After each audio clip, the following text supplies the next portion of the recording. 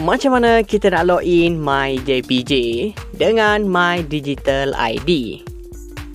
Mula-mula sekali, pastikan korang dah daftar akaun MyDigital ID.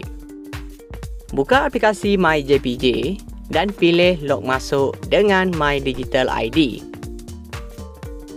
Tekan butang ya dan masukkan kata laluan MyDigital ID. Sekiranya korang nak naik taraf JPJeID Standard kepada JPJeID Advance, korang tekan butang ya dan sahkan maklumat diri seperti nama dan nombor telefon.